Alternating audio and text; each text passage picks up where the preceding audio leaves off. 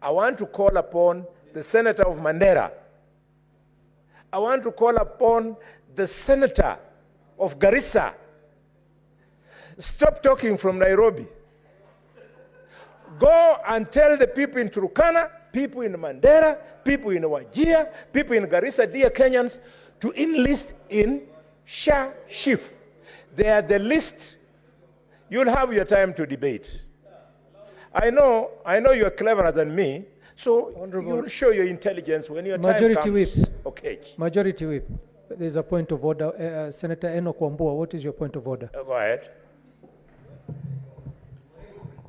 Mr. Speaker, I'm listening to Senator Boni Khalwale going on a tirade against senators, his colleagues.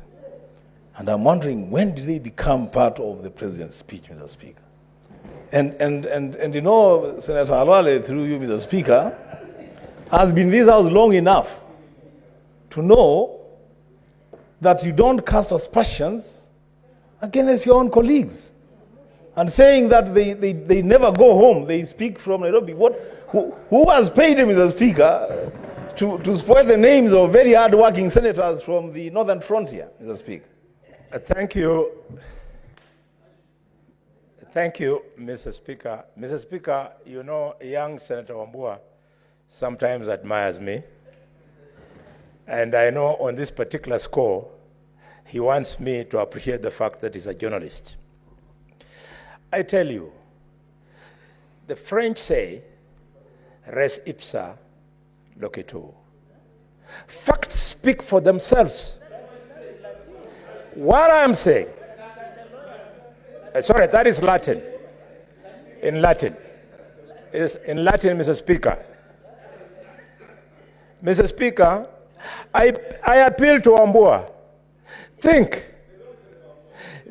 Senator Wambua, think, my younger brother, why would Nyeri register 20.8%?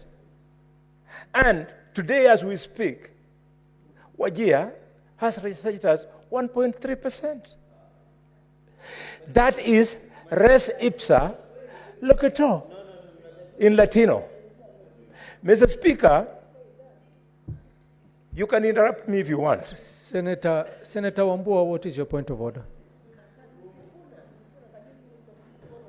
So if Senator Mazayo understands what Senator Khalwale is saying, I don't understand. Because, Mr. Speaker, there is something that I've argued in this House for many, many years. It was something called distance to service. And, Senator Khalwale is using the marginalization of the northern frontier and laying it on the shoulders of sitting senators, as though the senators here were supposed to go to their respective counties and do the actual registration for SHA. Mr. Speaker, Senator Khalwale must be told that he should actually give us a record, if that's the path he wants us to take, of how many people he himself has registered in Kakamega County. Because that is not the responsibility of senators to register people for SHA and Shif. The Speaker, I insist again, maybe this time you will hear me, Senator Khalwale, through the Speaker, please don't cast aspersions against your own colleagues. Second, the motion, give us the floor. We have important things to say about this motion, Mr. Speaker. Senator Wambua, the world is led by leaders. And the leaders, Mr. Speaker, who lead the world are not doctors, are not lawyers, are not engineers, they are not journalists. The leaders of the world are politicians. And since we are the politicians, we should learn from history. The success that we are borrowing from of NHIF was a stroke of thought by a politician by the name of Charles Njonjo. Njonjo, who sat in this house. I'll sit and insist that we must all fall back to the community and tell people star 147 hash. Mr. Speaker, instead, when you reduce yourself to a heckler, Wambua, then we start wondering whether you went to the University of Kaparajonjo or you went to one of the universities that we know.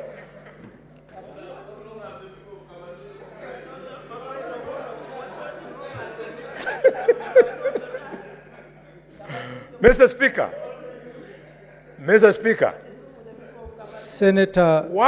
Senator Aaron, you have an intervention on Boni Khalwale? Okay. Proceed, Senator. Thank you, Mr. Speaker. Why I will not hold any punch. I want to punch educated people of this country. I want to punch people with an income and in employment of this country. I want to punch them in the mouth because they are the ones who are misinforming the public that Shif is expensive. They want their experience to be related to by the boda boda and the mamamboga. It's a lie. Shif is expensive because of the size of your purse. But to the ordinary Kenyan, Mr. Speaker, Shif is cheaper than NHIF. And if we go this route, we will move insured Kenyans from 10 million people to 50 million people.